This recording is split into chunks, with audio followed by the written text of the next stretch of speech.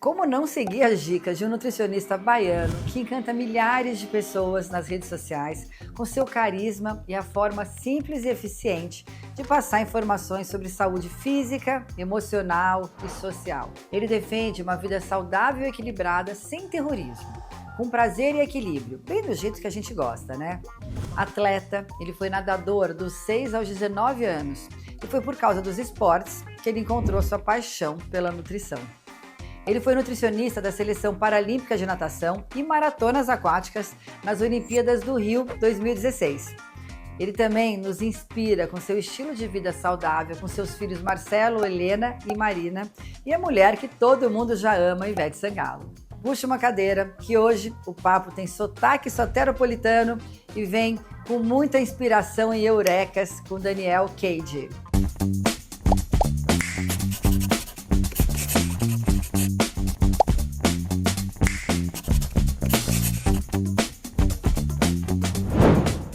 Bom, e hoje estou aqui com o Daniel Cade, vamos ouvir a história de onde vem o sobrenome dele daqui a pouco. Muito obrigada, adorei, estou adorando aqui. Obrigado, meu. Nosso papo.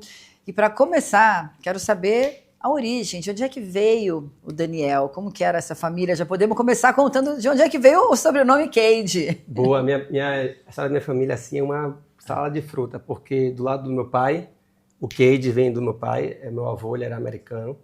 Bill Cade, o William, né, mas chamava de Bill Cade. Ele nasceu ali em New Jersey e veio para o Brasil depois da guerra. Ele participou da Segunda Guerra Mundial, foi ferido e veio visitar a irmã. Aí se apaixonou por minha avó, que era de Vitória da Conquista, Dona Estela. E aí eles se casaram e meu avô nunca mais voltou para os Estados Unidos. Já do lado de cá, da minha mãe, meu avô era sergipano e Manuel. E a minha avó, Iracema, ela é filha de imigrantes que vieram fugindo de uma guerra na Síria. Meu bisavô era turco e minha bisavó síria. Então, que mix! Olha aqui. Nossa, muito. Como é que você foi parar em Salvador? É isso. Aí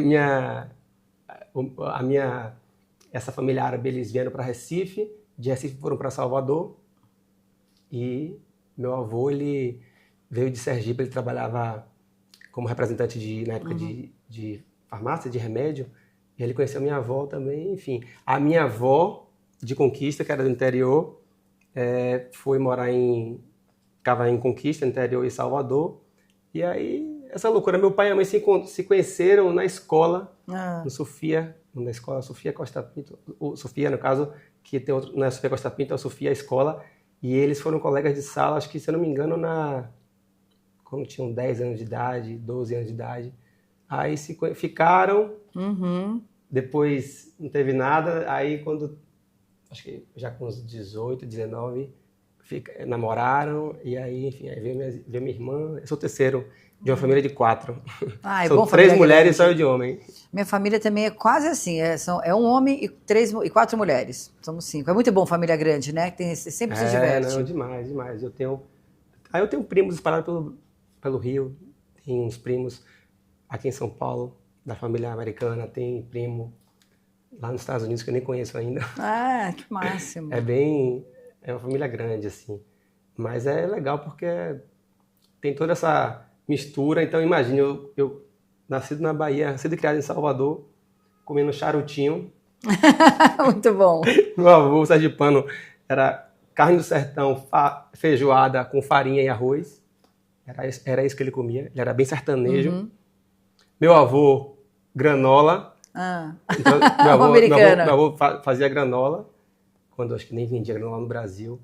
E hambúrguer, ele sabia fazer. Um mix total. Era loucura. Mas o bacana é que tudo assim, com muitas referências na cozinha. Esse meu avô cozinhava americano. A minha avó é tipo Dona Benta, Iracema, até hoje viva, 92 anos. Dá um beijo pra ela. Me criou também, ela cozinhava muito bem aqueles doces árabes. E a comida tanto doce quanto salgada. E só minha avó, por pai de pai, que não cozinhava. Bom, mas também tem tanta gente que cozinha, nem precisa, né? Uma tá minha liberada. Mãe também, né? Então, assim, eu criei... Minha mãe é médica. Ah. Minha mãe é médica. Então, minha mãe deu esse equilíbrio, esse tom de vamos comer, comida é bom, comida é prazeroso, mas tudo na medida, vamos se cuidar. Meu pai era atleta de natação. Ah, por isso que você se tornou atleta de natação também? Meu avô, esse avô meu, americano, e o meu pai, enfim, por influência dele, eles são homens do mar. Meu avô velejava, meu pai velejava, tinha barco. Meu pai era um aventureiro de velejar, de sair de Salvador, Morro de São Paulo, de hobbycat e tal. Então eu fui criado na beira da praia mesmo, assim, no Yacht Clube da Bahia, no Porto da Barra, no Farol da Barra. Programação lá em casa, final de semana era ir pra praia. Então eu sou muito do mar, sabe? Muito da água. E aí daí veio a natação. E você competiu, você levou super a sério, você era um Nadei atleta... de 7 anos de idade até os 19, sem parar. Treinando todo sábado, competindo e... Nunca saí assim de norte e nordeste, não. Nunca me destaquei como atleta, mas era consistente ali, regular e graças a Deus, né? Porque o esporte me ensinou muitas coisas e me traz eu tenho muita disciplina, sou muito disciplinado, sou muito resiliente também por conta disso e o cuidado com a comida, com a alimentação, com a saúde, vem disso também. Ah, então a nutrição, você começou a se interessar pela nutrição nessa época? Porque quando eu fiz vestibular, acho que naquela época ali, 17 anos, eu fiz vestibular bem novo. Aí eu ficava, meu Deus, e o que eu vou fazer? E a minha médica me botava uma pressão absurda para ser médico. Eu me levava para o hospital, imagine, me vestia todo para assistir cirurgia, tudo mais. Só me traumatizava. Mas enfim, eu não curtia o ambiente do hospital. Para mim não estava claro, mas depois eu percebi que o que eu queria era trabalhar com saúde. E não trabalhar com doença. Faz todo sentido, porque a nutrição é com saúde. Aí eu peguei e falei... Aí, sob muita pressão, eu falei, não, eu vou fazer engenharia. Porque eu gosto de química. Gosto muito de química. Era o melhor aluno de química. Aí eu falei, vou fazer essa tal de engenharia química aí, que era também uma profissão que lá na Bahia, você se formar em engenharia química, acho que no Brasil inteiro você sai empregado. Então, bom, em todo lugar, né? Muito preocupado com essa coisa do emprego, de ganhar vida, do dinheiro, né? Minha mãe é muito ligada nisso. E eu entendo ela hoje porque eu sou pai. Mas eu fiz o vestibular, passei com 2 anos de curso na UFBA até, passei no vestibular, na faculdade boa lá. Falei, isso não tem nada a ver comigo. O primeiro estágio que eu tive assim, foi numa refinaria de petróleo. Nossa! Quando eu cheguei lá, eu vi aquele monte de fumaça, aquele ambiente, as pessoas assim, todo mundo meio de cara fechada. O clima é um ambiente não diz muito com você. Tóxico, né? Eu falei, tá maluco, eu vou trabalhar com isso aqui. Eu falei, onde é que o engenheiro químico trabalha aqui? Ele é ali naquela sala, uma sala de operação, cheia de máquina, cheia de papel, planilha. Eu falei, isso aí tá maluco. No outro dia eu falei, não quero isso. Então, eu tô natureza, praia, esporte, corpo, né? Eu sempre fui muito cuidadoso, assim, com a alimentação, com o exercício. Por exemplo, enquanto a maior parte dos meus amigos estavam perdendo noite, barzinho, festa, cachaça, essas coisas, eu sempre estava num caminho mais de fazer esporte. Acordava sábado de manhã cedo, aí ia nadar, pedalar, pescar, mergulhar, gosto de mergulhar. Então eu sempre fui muito nessa pegada. E aí eu parei e falei assim, vou largar, mas eu vou ter que fazer alguma outra coisa, né? Aí foi a época que eu larguei, minha mãe me endoidou. Você tá maluco? Não sei o que. Eu namorava com ela nessa época. Aí eu trabalhei uma época em shopping, trabalhei na Richards, em algumas lojas, como vendedor. E aí ali eu falei, não, eu preciso realmente estudar. E foi uma experiência muito boa. Aí foi mais ou menos uns 6 meses de o que eu vou fazer da minha vida. Aí eu me inscrevi no vestibular de nutrição. Minha mãe pirou. Menino, você vai... Acho que ela achava que eu ia fazer medicina. Menino, você... tinha esperança ainda. Você vai fazer nutrição, vai ser cozinheiro, ó. Olha o preconceito. Aí eu falei, não, minha mãe, calma, não é assim. Enfim, é uma profissão nova na época, então não se falava tanto. Hoje em dia, a nutrição, né? Graças a Deus, é um outro tamanho, é outra abordagem. Hoje em dia, só se fala de saúde intestinal, de comer, né, saudável, você é o que você come. Naquela época não tinha isso. Então, assim, trabalho da cozinha, que na época também não tinha essa coisa desse boom gastronômico, é verdade. dos chefes de cozinha como celebridades, não tinha nada disso, né?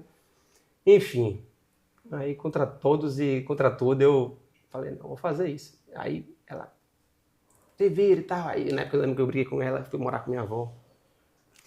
E aí falei, minha avó, preciso estudar, preciso focar aqui e tal, aí minha avó sossegada, comecei a estudar, e aí passei no vestibular, na UFBA também. Primeiro semestre eu já me apaixonei. Ah, então desde o começo você adorou. Não, mas quando eu entrei, que eu assisti a primeira aula, eu falei, é isso aqui que eu quero. Eu sabia que eu já percebia que em relação aos meus colegas, eu tinha uma base na prática mesmo, por ter tido um avô que cozinhava, que falava de saúde. Eu via as coisas que meu avô me ensinava comprovado cientificamente. Que bom isso. Meu avô, ele nunca fez um curso superior, esse americano, mas ele falava da quantidade de comer, das combinações, entendeu? Da digestão, da importância de você comer pouco, isso e aquilo. Um cara muito comedido, muito, embora indo para uma guerra, um cara muito consciente, balanceado, equilibrado, consciente. E ele passou, ele falava pouco, né? E ele passou isso. Então, assim, eu me sentia assim, não me sentia o peixe fora d'água, eu me sentia lá. Bom, e foi bom que você foi pro petróleo antes, né? Então deu para você também voltar ali com no paraíso, porque depois de sair daquele lugar, a faculdade deve ter sido um sonho. Hoje eu falo assim, quando eu vou dar palestras assim, para essa garotada jovem, eu falo assim, ó, é importante a gente... Eu nunca soube o que eu queria ser, ou queria fazer, mas eu sempre soube o que eu não queria ser e o que eu não queria fazer. Então, vai mesmo, faz, tenta meio de errar, faz, se não gostou, larga e volta. Faz de novo. Não fica 10 anos para, agora eu não quero mais. Né? Tem um time também, que você não pode também perder muito tempo. Não, né? é verdade, perceber logo o erro. E aí, pronto, aí quando eu já comecei a me destacar na área, comecei a estudar muito, e autodidata, eu já sabia que eu queria esporte, não existia nutrição esportiva, não tinha um livro na faculdade. Não se falava disso. Eu comprei vários livros em inglês, comecei a estudar. E aí comecei minha carreira trabalhando como nutricionista esportivo e trabalhei com a equipe brasileira de maratonas aquáticas, a equipe olímpica. Conheci o Fernando Fernandes, que estava conversando aqui antes. Na época que eu trabalhei com a equipe paralímpica. Eu vim aqui em São Paulo direto.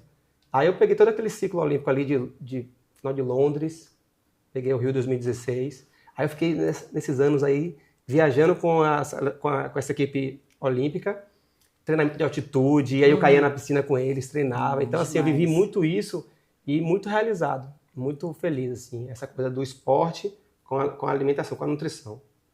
Só que no meio dessa história toda, eu me casei, tive filho, né? E aí a paternidade mexeu muito comigo, assim. Me amadureci, óbvio, né? E nasce um filho, nasce um pai também. Né? Nossa. Foi aí que eu comecei a ter uma visão um pouco mais abrangente. E aí eu fui saindo um pouquinho de ficar só falando de esporte, só de nutrição esportiva, que é uma coisa muito assim, o corpo é uma máquina, né? Aí eu comecei a ir para uma dimensão mais comportamental e também da coisa do comer em família, né? Da gastronomia. Por exemplo, foi nessa época que eu percebi que eu não sabia nada de comida. Eu, como nutricionista, sabia tudo de nutriente. Era bem nutricionismo, sabe? Mas de comida, eu percebi que eu... E foi aí que eu percebi também que as pessoas não comem nutriente, comem comida, né? Aí eu lembro que na época eu contratei um chefe de cozinha lá em Salvador. Um chefe e uma chefa, né?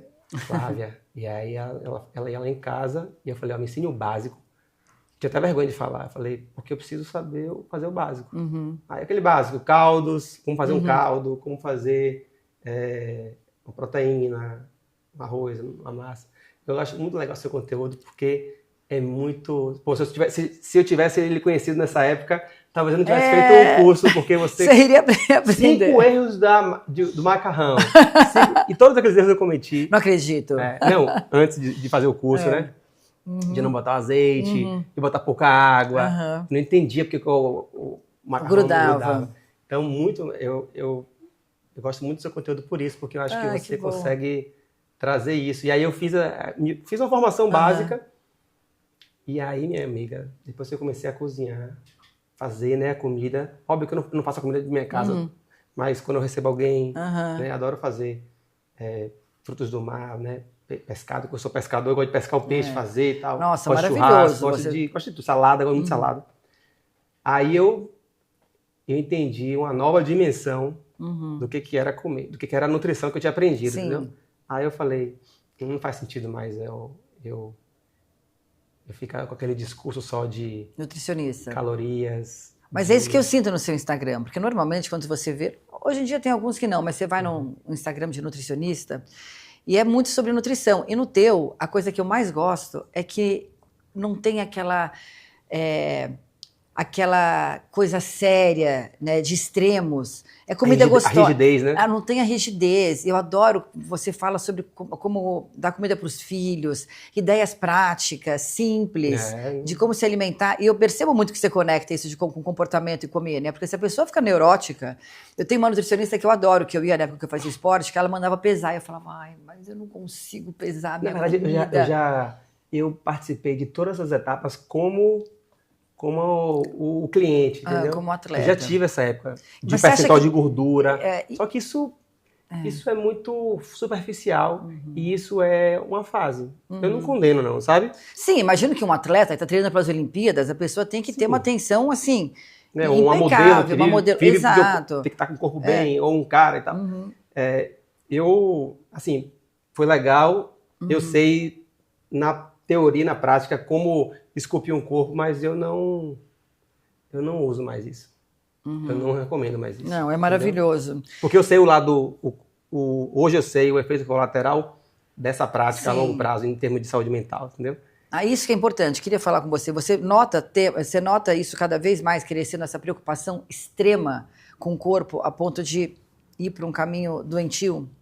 Eu vejo muita gente doente, né? O corpo, ele acaba sendo uma obsessão, muita gente obcecada pelo corpo, muita gente traumatizada, muita gente que teve seus problemas, né, seus conflitos, que teve um término de relacionamento e que entra de cabeça nessa coisa do corpo. Não, agora eu vou botar um corpo, agora eu vou criar o meu corpo. Essa coisa da gente voltar muito para o corpo excessivamente é preocupante, porque ocorre geralmente uma desconexão.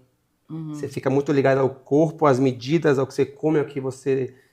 Um controle muito rígido, mas você não percebe a parte mental mesmo disso, né? O quanto que você, às vezes, vai ficando antissocial, vai ficando um nicho muito fechado, você começa só a falar de... Eu já fui assim, tá? Você começa só a falar de corpo, de exercício, vou uma hora crossfit, outra hora não sei o quê, outra hora... Você só fala você só se relaciona com gente que é atleta. Eu lembro que eu tive um relacionamento antigo que terminou porque a minha namorada não suportava. Eu só fazia treinar. Eu não priorizava o relacionamento, os momentos do casal. Era tipo assim, o que sobrar de tempo depois de eu treinar, depois de eu malhar, depois de eu fazer isso, fazer aquilo, comer, me alimentar, sabe? Por exemplo, vamos jantar. Naquela época ali eu tava com o objetivo de baixar percentual de gordura, eu jamais ia comer isso aqui. Ainda bem que você veio pra cá depois, né? Agora vai ter que comer o bolinho. Não, agora eu sou uma pessoa o mais equilibrada possível e é o que eu tento pregar. Dá pra tomar um shot de vinagre antes, se você quiser. Entendeu? Então, assim, depois eu comecei a estudar, eu nunca tive nenhum transtorno alimentar. Quer dizer, acho que não, né? Mas eu comecei Consciente não, talvez. Não, eu já fui obcecado por isso, né? Enfim, consegui lá aquela coisa da barriga definida e tal, sei o quê. Mas era uma coisa muito ligada também Era muito superficial. Até hoje eu não sei bem. Eu acho que era também aquela coisa, eu era solteiro na época. Uma insegurança então, também. Né? Eu queria estar no shape para poder, né, conquistar. Isso era mais jovem alguém. também, né? Você achava que isso era. Andava só sem camisa, era sempre a camisa aqui, ó. Era assim, ó, andava assim. Então, mas é que isso era o que você achava que você tinha para oferecer, né? Depois você entendeu que não é mais só isso. Enfim, a gente, graças a Deus, eu passei dessa fase, porque amadurecer é uma escolha, né? Você pode ter gente que tem minha idade, 40 anos aí, e continua nessa vibe, mas, enfim, cada um tem o seu momento de despertar, né? Ainda bem que você despertou logo. Graças a Deus, meus filhos vieram, minha esposa também me deu, assim, um significado, Hoje o que eu faço e a minha vida toda faz sentido, sabe? Como que é a alimentação na casa de vocês? Como que Ivete come? É muito tranquilo, assim, até porque quando eu conheci ela, eu já tinha virado essa chave, entendeu? Foi logo no início que eu virei essa chave. Talvez Então, você nem teria conhecido se fosse antes. Imagina ela ver você lá com a sua camisetinha aí. pois porque eu conheci ela, na verdade, quando a gente se conheceu, ela me convidou para poder eu fazer a nutrição dela. Então eu trabalhei com ela 3 meses. Eu fazia um negócio chamado personal diet. Tipo, eu vinha em sua casa aqui, aí ele entrevistava, tirava todas as medidas, peso, altura, percentual de gordura. Aí eu fazia o cardápio, aí eu fazia o mercado, trazia o mercado semanalmente, arrumava a geladeira. Nossa, tem ainda quem faz isso hoje? Adorei. Tem, arrumava a dispensa, entendeu? Organizava e treinava a cozinheira. E tirava tudo que não podia comer. Era nessa pegada aí. Tipo, não, isso aqui não. Mas excelente Joga isso, fora, eu adorei isso isso. aqui não precisa. Ela ganha muita coisa, eu falei, leve pra sua casa. Mas acho que isso é a coisa mais importante. Dá né? fim. Dá fim. Porque a pessoa tem filho e fala, meu filho tá comendo muito mal. Mas quem compra a comida pro seu filho? Então você tem que ter na sua casa. O que não é visto não é lembrado, né? Como que é na sua casa hoje? Não, você não só tem coisa Aí boa. sim, aí conheci, né? A gente namorou, se casou, tivemos 3 filhos. E uma coisa que eu aprendi lá no consultório, eu trabalhei 13 anos em consultório, também médica, né? Aí depois que eu me formei, eu fui trabalhar no consultório com a minha mãe, então ela numa sala, eu na outra. No final você trabalhou com a tua mãe, então ela ficou feliz. Não foi tão ruim assim, não. Teve esse reencontro depois. E aí eu comecei a atender muitas mães. E aí quando eu tive Marcelo, meu filho, eu comecei a atender muita mãe que queria que eu cuidasse do filho dela como eu cuidava do meu, em relação à alimentação. E eu comecei a ver que o problema não era a criança, não eram os pais. Sempre. Né? Era o contexto. E o exemplo, né? Que é uma coisa muito difícil hoje em dia. O exemplo arrasta. Então, se os pais não tiverem... Né? Então, não adianta fazer... Exemplo, chega aqui agora. Aí vem esse bolinho delicioso para mim aqui. E aí, você que é a mãe casqueta de que não. Minha filha está acima do peso, ou foi no nutricionista, foi até recomendado. Ela vai me ver comendo esse bolo aqui delicioso. Mas ela vai comer um negócio aqui insosso, sem açúcar, sem gordura, sem nada. Sem glúten e tal. Isso não funciona. Isso só gera... Vou até provar aqui, viu? O dele tá um cara ótimo. Isso só gera compulsão. Toda privação, eu aprendi isso na terapia. Errando também com meu filho lá no comecinho. Meu terapeuta falou assim, Daniel, toda privação, ela vai desencadear em algum momento uma compulsão. Pode ser por comida, por compras, sexo, qualquer tipo de compulsão. Aí eu falei, não entendi muito bem. Aí eu tive uma experiência com meu filho lá, pequeno, quando ele entrou na escola, meu filho... Como é que era o rango lá em casa? Era uma comida só, como você me perguntou. Era uma comida só. Então, o café da manhã eu tenho lá em casa, até hoje. Tem sempre fruta, um prato de fruta, mamão, mamão, melancia, manga, depende da fruta da estação. Como eu planto muita coisa hoje em dia, eu trago. Agora mesmo, começando a ter jambo lá. Eu amo jambo. Aí tem jambo lá na minha casa, entendeu? Nossa, não acredito. Tava tendo pinha também agora, recentemente. Daqui a pouco vem a jaca. Daqui a pouco vem mais manga, né, que é dezembro. Então, sempre fruta. Aí tem lá uma granola, café. Receita do teu avô, a granola? Não, hoje em dia eu comprei uma granola da Bahia, que é uma granola muito boa. De uns amigos meus, eu até tenho parceria com eles, que é a granola Tia Sônia, bem massa. E é bem parecida com o que meu avô fazia. A meu avô fazia era mais light ainda. A deles tem um coquinho ainda, tem uma tapioca. Mas aí tem lá o café... Aí tem um cuscuz. Se não for o cuscuz, vai ter o aipim, que é uma coisa muito lá da Bahia, né, do nordestino. A gente come raiz quente, cozida. Eu adoro. Batata doce, inhame, aipim ou macaxeira, tem gente que chama de ou mandioca. Aí sempre tem essa fonte de carboidrato. Às vezes tem, dia de sábado, sempre tem um bolo. Lá em casa a regra é a seguinte, bolo é no final de semana, porque se eu comer bolo, se eu botar bolo todo dia, as meninas esquecem de comer tudo, só porque é o bolo. Com certeza. Aí tem um bolo de tapioca. Eu adoro. Eu gosto aquele bolo de aipim que é sem farinha, né? É só coco, a mandioca, açúcar, leite de coco. Muito bom. Esse é o bolo que a gente come mais. o bolo de laranja. E aí é isso, é essa comida. Aí sempre tem ovo mexido, ovo cozido, às vezes uma tapioca. Também, eventualmente, eu trago um pão pra gente não ficar também... Ninguém é celíaco lá em casa, mas eu, como o Ivete é muito sensível à farinha, ela fica constipada. E eu também, se eu abusar comer pão todo dia, durante uma semana, o intestino dá trabalho. Então, pão lá em casa é um pão de fermentação natural, sei lá, uma vez por semana. Aí eu faço uma torradinha, boto um queijo de cabra. Delícia. Então, assim, não tem grandes restrições. Agora, assim, por exemplo, não tem fritura na minha casa durante a semana. Mas não precisa também, né? Não tem, entendeu? Tem algumas regras que eu seguro. Então, sempre muita salada no almoço. Sempre começa com a salada, é uma entrada. Pode ser salada crua, grelhada, assada. Não, só de começar com salada já resolve Já muito, dá uma né? forrada, né? Arroz sempre integral. Eventualmente, se tiver um estrogonofe, aí é arroz branco. Porque acho que não combina com arroz integral. Uma feijoada, aí é um arroz branco. Farofa é final de semana. Sobremesa. Eu adoro farofa. Sobremesa final de semana também. Então durante a semana não tem sobremesa? Não, sobremesa lá é fruta. Fruta? Com abacaxi, com raspa de limão, Tá.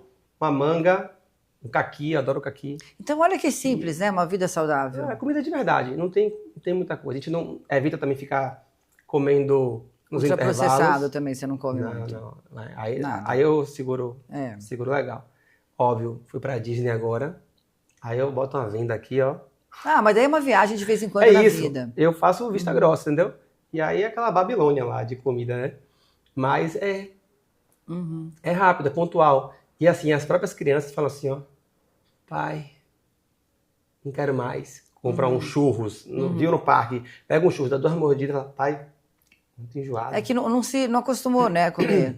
É tipo refrigerante. Meu filho nunca tomou refrigerante. Ele sente... Hoje tem 22 anos, também não mando em mais nada. Mas ele não toma, porque nunca tomou em casa. Né? Você prioriza, porque eu acho que tem poucas manias, assim, mas uma das coisas que eu faço é sempre tomar café da manhã, começar com alguma coisa salgada. Você não faz tem essa isso regra, ou não? Mas eu acho legal isso. Não sei se tem um estudo, mas a impressão que eu tenho, que eu sinto, é o seguinte: quando você começa o dia comendo uma coisa doce, você tende a ter mais vontade de comer doce ao longo do dia. O doce, ele atrai o doce. Quanto mais doce você colocar em sua vida, independente de ter caloria ou não, se for adoçante, não faz diferença. Quanto mais doce você come, mais vontade de doce você fica ao longo do dia. Então você fica, quero um doce depois do almoço, quero um doce com café, quero um doce. Realmente é uma coisa que a gente tem que... Eu aprendi isso muito com a medicina tradicional chinesa. A gente tem que equilibrar os sabores. Tem que ter um pouco do amargo, tem que ter uma rúcula. Eu adoro rúcula. Folhas verdes sempre. Rúcula e agrião são 2 folhas que não faltam lá em casa. É essa que eu mais gosto. E teus filhos comem tudo? Comem. É curioso nisso, né? Isso, né? Porque... Mas eu não obrigo a comer, não. Então, mas eu acho isso muito interessante, porque todos os filhos que eu conheço de pais que comem muito bem, curiosamente, os filhos comem muito bem. Né? Uma coisa é um exemplo, eu falei, e outra coisa é o seguinte... Engraçado que as minhas, porque eu errei com o meu mais velho, eu não errei com as pequenas. O que Elas você comem errou? melhor ainda. Eu forçava muito a barra dele. Por exemplo, eu pegava o prato dele e botava uma salada. Fazia uma salada aqui, você um queria pratão. obrigar ele a comer salada. Eu fazia um pratão assim, salada desse aqui maior. Aí eu pegava o prato dele e temperava, botava azeite, limão, um pouquinho de sal.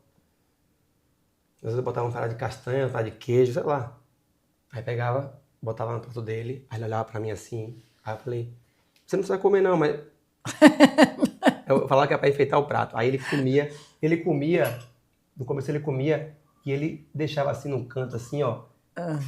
Ele comia todo o prato, só ficava a salada, assim, ele nem triscava, não deixava nem a comida triscar, assim, nem no caldo. Pegou bode de salada.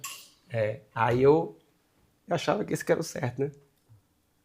Aí a terapia me ajudou nisso, eu descobri esse campo da nutrição, que é a nutrição comportamental, que fala muito sobre essa coisa do comportamento alimentar, né? Do comer intuitivo. É bem legal você dar uma lida nisso. Você vai gostar. O Mindful Eating, que é comer com atenção plena. O que a gente come, o tanto de atenção que a gente coloca na hora de comer. Total. Eu gosto isso muito é muito disso. importante, entendeu? De saborear a comida, de comer devagar, de comer aqui, ó, descansar o garfo, né? Entre uma garfada e outra.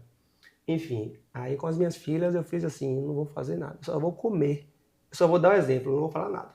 E vai ter na mesa. E vou, obviamente, não ter as outras coisas que concorrem fortemente, que o ultraprocessado é a explosão de sabor, a criança bota na boca, uns chips daquele. Acabou. É o sal, sal, açúcar e gordura ao mesmo tempo, né? Aí ela fala assim, isso não tem graça. Então, se você comete esse erro, aí é dificílimo você contornar, porque o paladar fica viciado, né? Não tem sabor, meu pai. Não dá pra gente... Marcelo, uma época, ele comia muito yakisoba. Aí ele comia foi a primeira vez que ele comeu legumes. Com yakisoba. Com yakisoba. Eu, anos tentando a salada e tal. Aí foi pra um restaurante, alguma coisa assim. Aí alguém pediu um yakisoba. Aí eu olhei assim pra ele, tô vendo um prato, o macarrão aí tinha brócolis, repolho roxo, pimentão, couve-flor, os mais difíceis de comer. Tudo no prato. E ele comendo. Aí eu falei, pensando aqui, você é um merda, né? Esses anos todos eu não consigo fazer, agora ali... Era só o temperinho certo. Era o glutamato também e tal. Mas isso foi positivo. Aí quando eu vi ele, eu falei, porra, a forma de apresentar. Aí ele falou assim, eu falei, e aí pai, você gostou, né? Ele, assim eu gosto. Aí eu falei, pô, é melhor que ele coma assim do que ele não comer. Mas aí eu tentei fazer de uma forma que ele coma aquilo, mas que ele coma de outras formas. E aí deu certo, entendeu? O que você acha do glutamato? Porque hoje em dia tem muita gente que fala, não, pode comer, ok. E eu tenho uma birra de glutamato. Uma vez ou outra na vida... Não, fora de casa. Tá ali em qualquer linguiça você vai achar, qualquer molho. Hoje em dia a gente tem a opção de escolher. Mas é muito ruim. O glutamato monossódico, ele além de ter um efeito neurotóxico em concentrações grandes, em altas concentrações, tem até um nome chamado síndrome do restaurante chinês. Tem gente que tem mal-estar, dor de cabeça, são pessoas que estão mais sensíveis. Então, o glutamato ele é excitatório para crianças, ele não é legal. Ele age no cérebro mesmo, ele age na papila gustativa, na língua, aumentando o volume do sabor. Então, o que é volume 10 de sal vira volume 100. Então, tudo que ele aumenta o sabor de tudo, entendeu? Realça. E aí o que acontece? Qual o grande problema disso? Obesidade infantil, né? As crianças comem. Nossa. A coisa que é muito doce, muito salgada, você vai comendo. Então, ele é um estimulante para você comer mais. E geralmente ele está em alimentos que têm calorias vazias. Não acompanha vitamina, minerais, fibra. Fibra é uma coisa que não existe, né? Não existe, no ultraprocessado. não existe. E depois, como é que ele vai conseguir perceber o sabor de um moranguinho, por exemplo? De uma salada, depois daquele cérebro viciado no glutamato, né? Então, assim, é um caso seríssimo isso. Pode influenciar na pressão, né? Porque tem sódio. Então, para quem é hipertenso, não é legal. E hoje em dia a gente vê aqueles caldos em tablete, enfim, em molhos. Não, é tão simples. Você tem um caldo, inclusive, né? Como chama? Eu vou lhe mandar. Eu quero esses caldos, porque, eu não consegui trazer na mala eu adoro isso. Eu sou recente agora. Eu adoro, porque dá tanto trabalho fazer caldo. E é tão difícil achar o caldo saudável. E foi assim, lembra dessa história que eu te falei aqui, que eu fui fazer um curso com uma chefe? A primeira aula do curso foi como fazer um caldo. Que caldo eu não sabia que não se cozinhava com água, né? A maioria das coisas se usa caldo. Pelo menos era a base dessa chefe, era culinária francesa. A Daniel, o segredo da comida tá num caldo. Total. Aí eu aprendi a fazer caldo de legumes primeiro. Aipo, cenoura, cebola, uma folha de louro. Uns temperinhos. Tinha, acho que salsão, né? Aí eu aprendi tudo como vai tipo, lei cordon bleu, sabe? Aí caldo de carne, caldo de carne, então, aqueles ossos todos, não sei quantas horas, eu falei, vixe, não, só fiquei no caldo de legumes. Aí eu, de uns 10 anos pra cá, eu vi uma fase mais empreendedora, né? Então, eu tive já uma cozinha grande de congelados saudáveis. Então antes do caldo você teve congelado. Que foi bem por um ano. Depois eu tive um problema lá com meu sócio, fechei, e aí... Empreendendo em várias coisas. Uma das coisas que eu vi explodir nos Estados Unidos, todo ano eu vou pra lá, e eu passo horas no mercado, né? Eu também, aí vou no Whole Foods, vou no Publix, vou no Fresh Market, vou em todos. Aí eu falei, caldo de ossos, isso aqui tá Tá Bone bombando. broth, muito bom. E a gente, se você for estudar a comida ancestral, tradicional, você vai ver que o caldo, os ossos, né, as carnes próximas dos ossos são as que mais têm sabor, o osso, a carne, as vísceras, né, toda essa parte que antigamente era mais valorizado,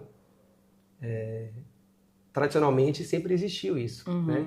Tem até leituras antigas que falam que o caldo de ossos ressuscitava os mortos. Quando chegava uma pessoa doente ou da guerra, dava o caldo Mas é de cheio ossos. de nutrientes, né? Muito colágeno, muita proteína, minerais, cálcio.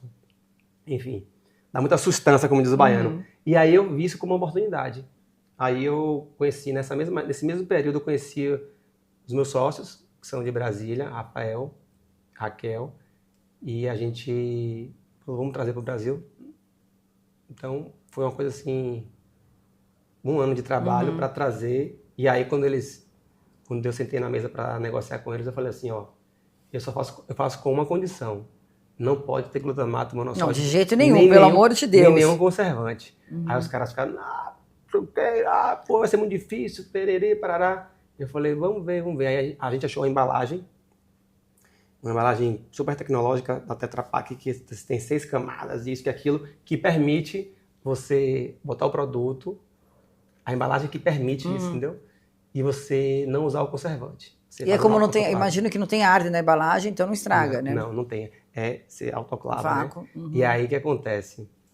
Aí daí, o caldo Vero Brodo. Não, ótimo. Que a intenção é essa, né? Fazer com que a gente traga mais nutrição, mais praticidade, porque o caldo demora para fazer.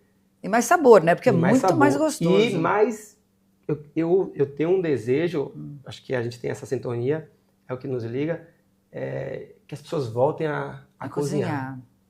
E que não precisa de segunda a sexta não, de segunda a domingo. Um dia, 2 dias. Mas que a gente volte a comer em família, sabe? Uma das coisas que eu mais brigo lá em casa, prezo, é de tomar pelo menos uma refeição a família toda. Porque se eu deixar, Marcelo se tranca no quarto e vai ouvir o som. Marina e Helena quer comer, as pequenas de 6, quer assistir desenho. Aí eu falei, vamos comer aqui. Aí às vezes fica de cara feia, mas a gente consegue. Tem conseguido o café da manhã e o jantar. O almoço. Não, muito bom. Fora que você cria conexão, você cria histórias, né? Você pega qualquer pessoa e fala, me conta uma imagem boa, uma lembrança boa. Sempre tem comida envolvida. Não dá pra gente perder isso. Eu fui criado assim. Eu sou de uma época que eu esperava meu pai para almoçar. Pô. Então, tinha aquela coisa daquela hierarquia e tal, mas era bom. Era muito bom. Eu lembro de minhas irmãs, eu lembro de... Tinha alguns momentos que tinha uns estresses também, né? Mas faz parte de toda a família isso, né? E os almoços de domingo na casa de minha avó. Então, assim, eu lembro que hoje estão na minha casa, né? A maioria das vezes.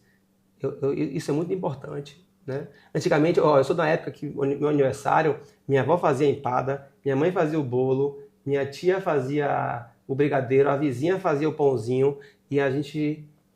E era o dia inteiro era o dia inteiro na cozinha, e aí eu ia, provava empada e raspava o bolo. Não, tem forma melhor de você se conectar com a sua família. Eu tenho muitas memórias afetivas, assim, sabe? Sempre Acho com que comida. Você também. E tem um estudo que eu fiquei sabendo recentemente que fala que as pessoas elas ficam mais aptas a gostar de você quando elas estão com comida envolvida.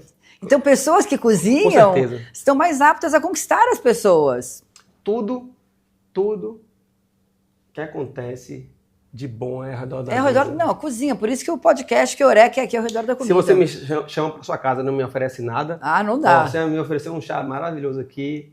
Um chá, um bolinho. E assim, tem gente... Eu acho isso estranhíssimo. Isso acontece muito pouco. Ainda bem que você explicou. Eu já fui para... vem aqui em casa, ok? Pra gente prosear e tal. E deu chegar e ficar, tipo assim, 1 hora só com um copo de água. Não pode. Eu não falava nada, mas eu acho estranhíssimo, entendeu? Estranhíssimo. Então, assim, a gente, independente da comida que você gostar, ou se você é mais light ou mais fat, você precisa aprender a, né? Todo mundo, comida é uma coisa que tá, é fartura, é comemoração, né? É alegria. E você que é super do natural, da comida, do instintivo, eu tô agora na fase, né? Já com 50, em que eu tenho que tomar sempre tomei suplementos, mas assim, pouquinho, mas agora eu tenho que tomar, segundo todos os meus médicos e nutricionistas me disseram. você tem algum suplemento que você acha que assim, é essencial todo mundo tomar? Ou a maioria das pessoas? Legal. Eu acho importante você estar minha mulher também está na menopausa agora, tem 2 anos que ela entrou, está com 52. E agora a partir de agora aí a nutrição tem que ser indo cada vez mais sendo levada a sério, não em termos de quantidade, mas em termos de precisão, em termos de personalização. Então, por exemplo, quando a mulher entra na menopausa, a mulher passa a ter uma série de desafios em relação e dificuldades. Por exemplo, o metabolismo do cálcio, da vitamina D muda um pouco. Então, já lhe digo que suplementar a vitamina D, hoje em dia, para quem não vive, para quem não trabalha no campo com sol na cabeça, tem que Todo tomar. mundo que mora em São Paulo. Que remo, que estou sempre exposto, né? Nunca, tô sempre meio bronzeado. Eu dosei minha vitamina D agora em junho, no inverno estava de 20, baixa. Então, vitamina D. Vitamina D para todo mundo, mas a dose tem que ser avaliada individualmente. Sim. Porque você tem que fazer o exame para ver o quanto que você tem de deficiência para poder calcular. Então, vitamina D, por exemplo, é um. Outra coisa, no seu caso, né, a partir dessa idade você começa a ter uma dificuldade maior de manter a massa muscular.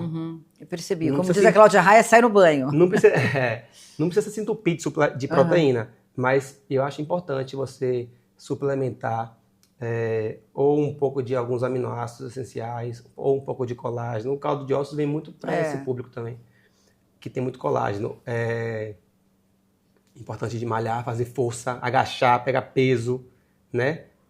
Já saindo um pouco de suplementação, fazer força.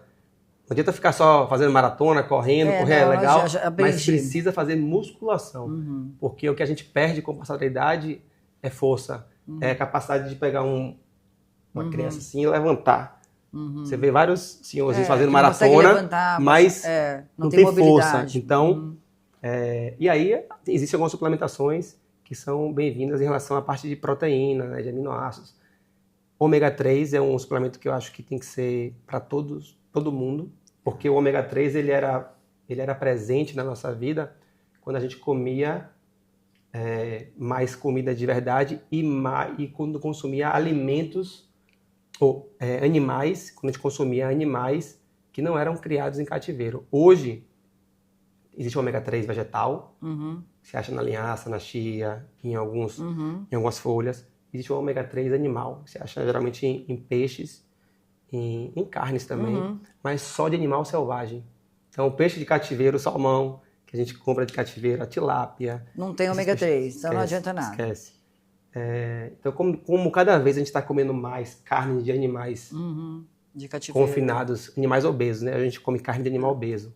Isso é interessante pensar, né? Que é uma carne que é muito mais rica, aquele Angus marmorizado. Aquilo ali é 300% mais gordura saturada do que uma carne de uma caça. Eu não estou falando para as pessoas caçarem, porque é proibido caçar. Mas eu sou pescador. Eu raramente compro um peixe, eu pesco o peixe.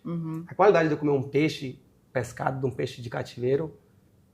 É que, para mim, salmão eu acho que é uma das poucas coisas que... O salmão do Chile que chega aqui, que eu não como, assim, evito. Não é que eu não como de jeito nenhum, né? Se alguém fizer um salmão pra mim, eu vou comer. Sim, eu também. Quando eu vou fazendo no japonês, e aí botam lá, eu como. Mas eu evito muito. E aí, por ser pescador também, eu faço uma pescaria que é mergulhando, que eu vejo o peixe, eu escolho o peixe que eu vou pegar, entendeu?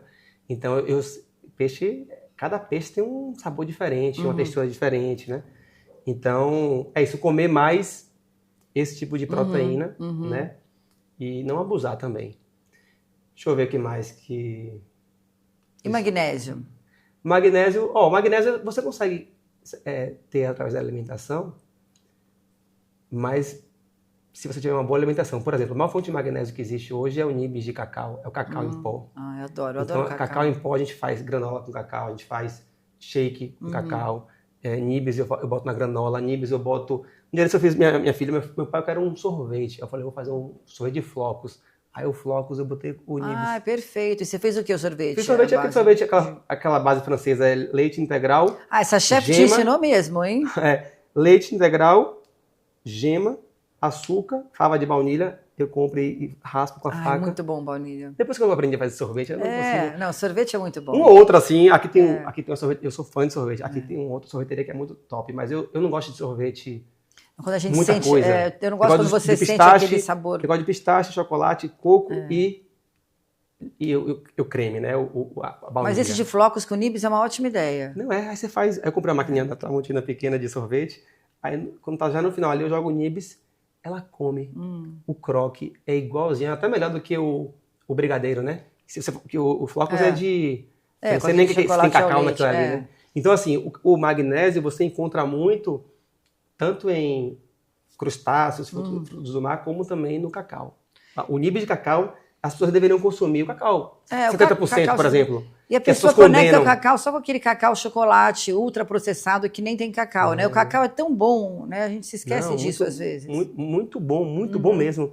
Ó, o cacau está entre as 10 plantas no mundo que é mais estudada e é das 10 que tem mais quantidade de antioxidante.